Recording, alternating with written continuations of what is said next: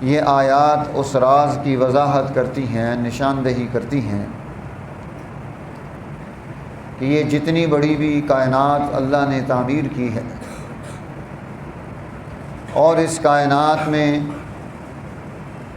4 قسم کی مخلوقات کو آباد کیا ہے، اس میں حیوانات بستے ہیں، اس میں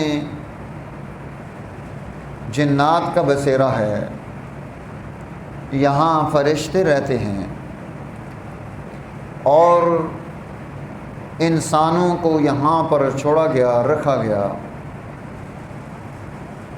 کہ یہ آ کر اس کائنات کو آباد کرے۔ یہ ذی شعور ہیں، اللہ نے کسی نہ کسی درجے میں ان کے اندر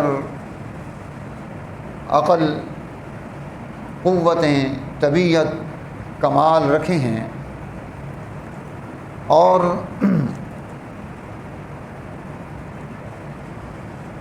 گزشتہ جمعے میں بھی اس پر ہم بحث کر چکے ہیں کہ ان تمام مخلوقات کے اللہ نے حقوق رکھے،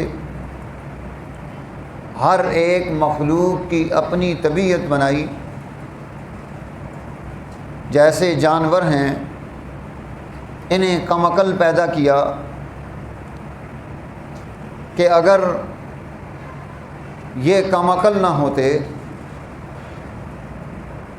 تو انسانی زندگی کا یہ جو دور ہے اس کو چلانا انسان کے لیے مشکل ہو جاتا۔ اگر اسے عقل دے دی جاتی تو وہ ہر چیز میں بحث کرتے، آپ اس سے سواری حاصل کرنا چاہتے ہیں وہ پہلے دلیل مانگتا، آپ اسے ذبح کرنا چاہتے ہیں قربانی پر تو وہ اس پر آپ کے ساتھ بحث کرتا۔ اسی طرح آپ علم پڑھنے کے لیے ادارے بناتے ہیں تو وہ جانور سارے ان اداروں میں موجود ہوتے کہ یہ چیزیں ہم نے بھی پڑھنی ہیں۔ گھریلو جانوروں کو چھوڑ کر جنگلی جانور تک جہاں موجود ہوتے تو انسانی زندگی کا چلنا کتنا مشکل ہو جاتا۔ اور اگر وہ دلائل میں، گفتگو میں آپ سے آگے بڑھ جاتا ہے تو اب بجائے اس کے کہ آپ اس پر سواری کریں وہ آپ پر سوار ہے کہ آپ اسے جواب ہی نہیں دے پائے، تو اللہ تعالیٰ نے انہیں کم عقل پیدا کر دیا، انسان کے لیے مسخر کر دیا۔ آپ اسے ذبح کرتے ہیں تو وہ یہ نہیں پوچھتا کہ کیوں کر رہے ہو، وہ ہو جاتا ہے۔ اور ان سب میں انسان کو ایک درجہ دیا، اسے ممتاز کیا۔ کیوں؟ کہ اس کی فضیلت ہے اس وجہ سے کہ اس کے اندر یہ قوت اور طاقت پائی جاتی ہے جو ان میں نہیں پائی جاتی۔ جیسے رائے کلی ہے، یعنی سب کے لیے سوچنا، سب کی خیر خواہی کا جذبہ اپنے اندر رکھنا، یہ انسان کا کمال ہے۔ حیوان اپنے بارے میں سوچتا ہے، انسان دوسروں کے بارے میں بھی سوچتا ہے۔ ایجاد و تقلید ہے کہ یہ نئی چیزیں وجود میں لاتا ہے، اور جب کوئی نئی چیز وجود میں آ جائے تو کچھ لوگ اس کی تقلید کر کے اس پر عمل پیرا ہو کر اپنے آپ کو سہولت دے لیتے ہیں، کیونکہ ہر چیز ہر آدمی ایجاد تو نہیں کر سکتا، طبیعتوں کا اختلاف ہے، عقل کا اختلاف ہے، چیزیں مختلف ہوتی ہیں، ہر ایک میں صلاحیتیں اپنی اپنی ہوتی ہیں۔ اسی طرح حسن و جمال ہے کہ انسان ہمیشہ خوب سے خوب تر کی تلاش میں آگے کی طرف سفر گامزن رکھتا ہے۔ جانوروں میں یہ چیز نہیں پائی جاتی۔ ہزاروں لاکھوں سال پہلے جیسے گائے کھاتی تھی، آج بھی اس کا انداز وہی ہے، اس میں کوئی چینج نہیں آئی۔ انسان ہزاروں لاکھوں سال پہلے کیسے کھاتا تھا، اس کا رہن سہن کیسا تھا، اور وہ مسلسل ترقی کرتے کرتے آج اس نے کتنی چیزیں پیدا کر لی۔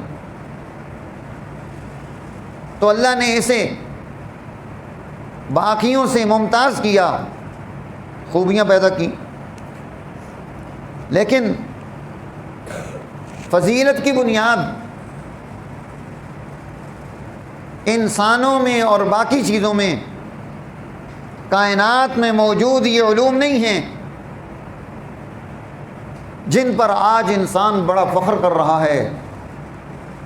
اس نے بڑی بڑی ایجادات کر لی، یہ صنعت و حرفت میں بہت آگے نکل گیا، یہ علم طب و کمال اور ڈاکٹری میں آگے بڑھ گیا، کمال حاصل کر لیا،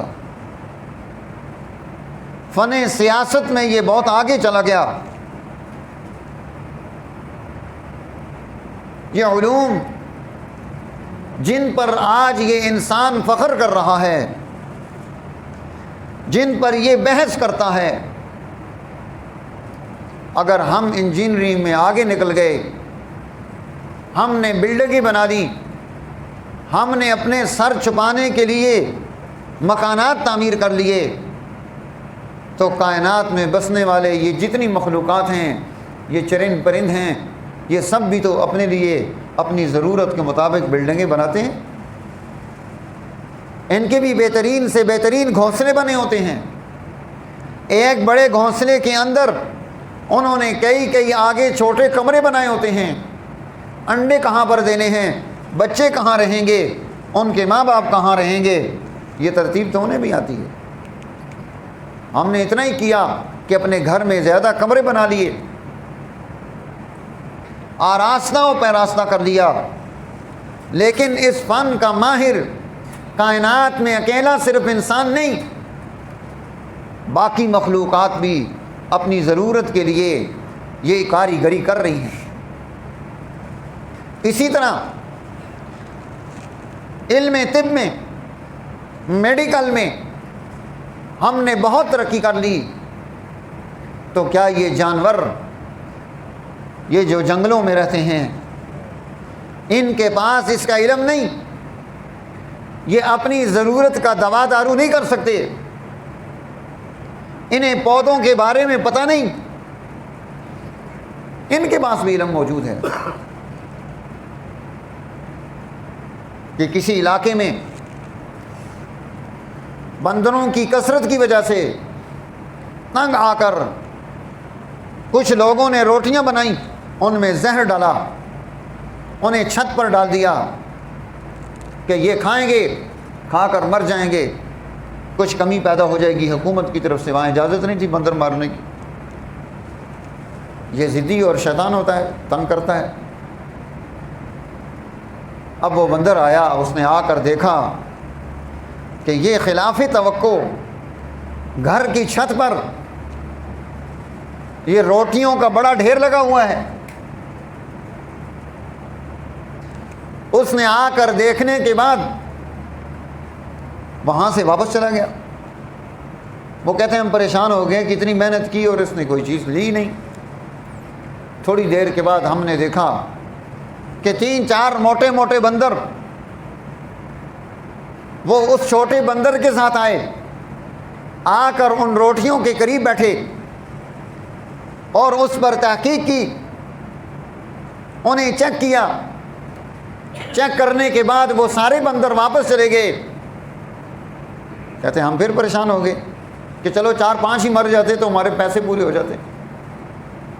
اب کہتے ہیں کہ ہم نے دیکھا کہ تھوڑی دیر کے بعد وہ کوئی 100-150 بندر چیختے چنگاڑتے ہاتھوں میں کچھ بوٹیاں اٹھائی، وہ آ کر وہاں سارے براجمان ہو گئے، اور وہ جو ان کے لیڈران تھے انہوں نے اب ان روٹیوں کو بانٹنا شروع کیا۔ بندر بانٹ تو ہمارے یہاں پہلے ہی مشہور ہے۔ اب انہوں نے وہ بندر بانٹ کی، روٹیاں تقسیم کی، اس کے حصے بکھرے کر کے سب کو ایک ایک ٹکڑا دیا، اور ساتھ ہی اس نے وہ ٹکڑا لیا اور وہ کھایا، اوپر سے اس کا تریاک کھایا، اور وہاں تھوڑی دیر کھیلتے کودتے رہے، اور اس کے بعد چیختے چلاتے واپس چلے گئے۔ انہیں کس نے یہ عقل دی؟ وہ بھی اس چیز کے ماہر ہیں۔ جانور کو بھی پتہ ہے کہ اگر یہ تکلیف آ گئی ہے تو یہ بوٹی کھانے سے میں ٹھیک ہو سکتا ہوں۔ تو اگر ہم یہ کہیں کہ یہ فضل و کمال ہماری میڈیکل کی وجہ سے، ہماری طب کی وجہ سے ہے انسان کا، تو یہ کمال تو ان میں بھی پایا جاتا ہے۔